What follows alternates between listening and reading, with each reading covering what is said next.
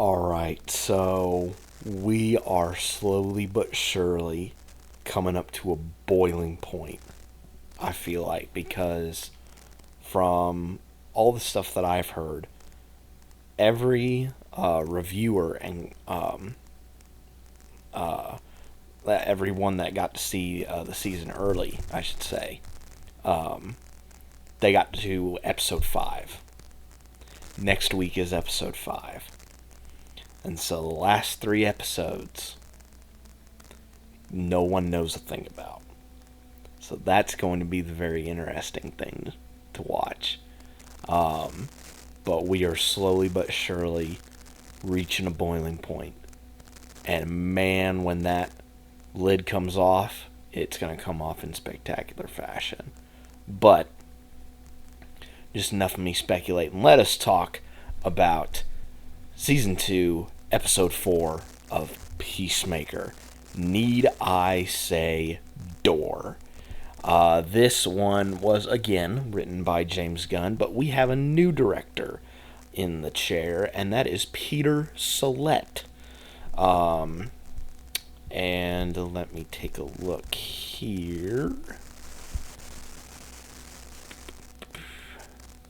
I am seeing if he has done anything else.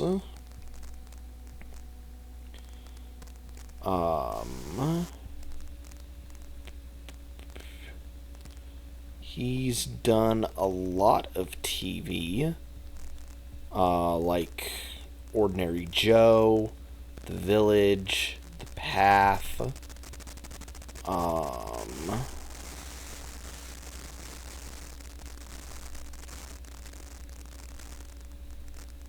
Metal Lords, which looks like it's a movie. Your Honor did a show called Evil. So he's done quite a bit of television. But in this episode, Chris, of course, finds his way back to his home dimension, but Argus has him surrounded at every corner. So, how on earth is he going to be able to get out of this? And how is he going to move his door that's in his house out so he's not caught by Argus? So, like pretty much all of the episodes in the season so far have opened up with a flashback. Even though episode 1 is more, I wouldn't necessarily call it a flashback, because we jump ahead to the present events in episode 1. Whereas in like 2, 3, and 4, we have flashbacks. In 2, it was Flag getting started at Argus. In 3, it was Harcourt and Flag Jr. right before the mission in Corto Maltese. And this episode opens up with Augie, Chris, and Keith all still alive. So this is, back when they were kids. And they come across an alien. And for a second I thought, is that Weasel? Is that like a younger version of Weasel? Because it sounded like him. But no, it was an alien. And Augie kills it. And Chris, being the smart little kid he is, he grabs what I think is a helmet. And I was like, okay, so that's the inspiration for the Peacemaker helmet. And then they see the door just out in the middle of the woods. And then we lead into the amazing opening sequence for this season. And then we have basically the big chase that happens with Peacemaker trying to avoid the Argus agents and his fight with Judo Master, which was really, really cool. Even pulled out some pro wrestling stuff with Judo Master just spinning around like he was going to hit a head scissor, but then just straddled Cena's back in a sleeper, and Cena just hoys himself down a hill. They both separate, and Peacemaker lands on top of Judo Master. He's knocked out. That fight was awesome. Also, Economos is teamed up with Red Saint Wild, which, by the way, Rooker has an absolutely amazing post-credit scene at the end of this episode. It's absolutely awesome. But right before Wild kills Eagly, Economos like shoves him to the ground and he hits his head off of a rock, and he's like bleeding bad from the head. Economos tries to pass off the story of like, oh, it was a second eagle that attacked you, but of course, Red, being the way that he is, knows everything about eagles. He's like, an eagle wouldn't do that unless it was the primal eagle, the king of king eagles. So now he has kind of made it his mission now to really kill Eagly, to kill the primal eagle. Also, I have not been mentioning her in my reviews of the past 3 episodes, but Sol Rodriguez as, I believe her name is Sasha. She was really good in this episode. She's been really good in the previous episodes that she's been in, but this, she's tired of Economos' shit.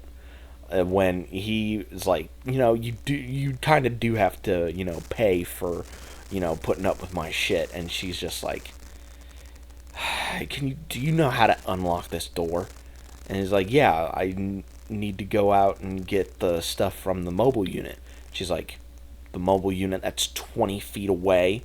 And Economos like, well, it's technically 30 feet away. And she's like, just go fucking get the kit. And of course, John and Peacemaker trying to go back and forth. And Peacemaker's like, dude, you need to stall as best you can. Just stall. Because before fleeing the house, he got that helmet. And so they being Ely, Peacemaker, and Adebayo, who, by the way, just got her first ad in a magazine. They head out to a cabin that Peacemaker went to with his family on hunting trips to basically set up a new location for the door. Because that helmet is not actually a helmet. It's actually a transporter to basically move the door from location to location. And Economos is able to stall for just long enough so that the transfer is successful and Argus does not find the door. Instead, Sasha opens up the closet, and it's just a closet with like sweaters in it. And so, when Flag hears this information, he's like, I didn't want to have to do this, but he gets Harcourt's address, and she's still picking fights at bars. He basically goes over there, and of course they have a bit of a relationship because, well, his son, hooked up with Harcourt a little bit.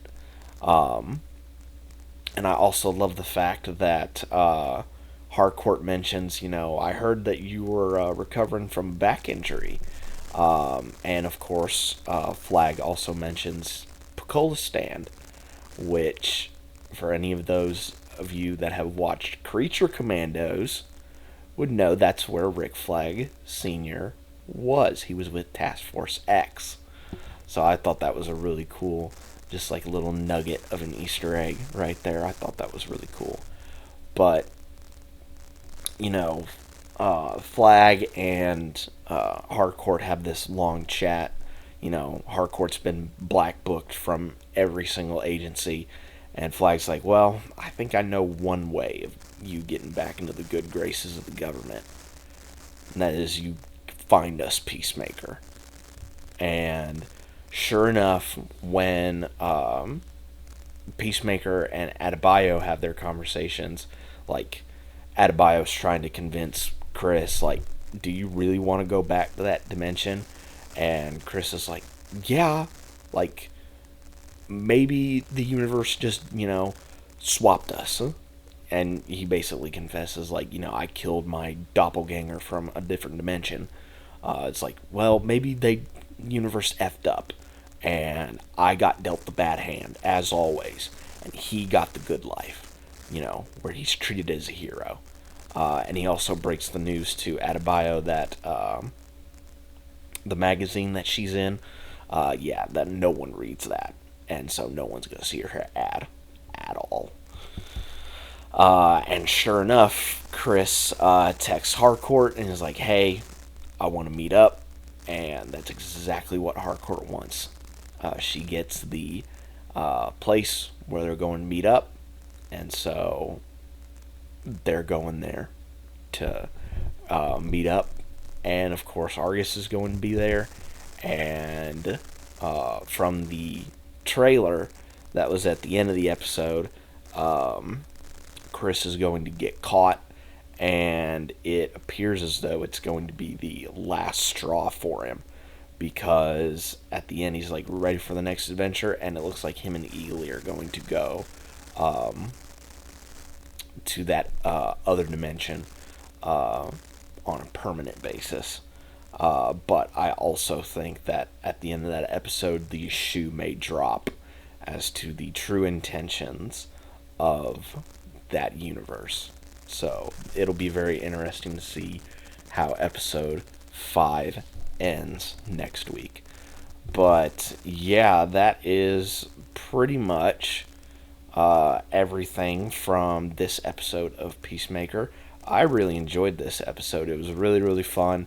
It was really cool to see Rooker do, like, I wouldn't necessarily say, like, what he's done in, like, the Guardians movies, or what he did in, like, Slither, or his brief appearance that he had in the Suicide Squad.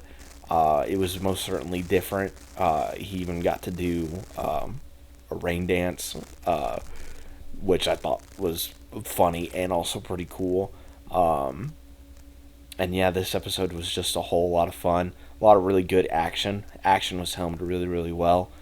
And I'm very much looking forward to next week, where my assumption is maybe some stuff gets revealed about that other dimension. But we'll see. But until next time, guys, be safe out there. And my advice, if you know you're going to be going away for a little while, just make sure you have someone to take care of your pet, because feeding them food from your fridge might not be the best idea in the world. I'm just saying. And I will see you guys next time.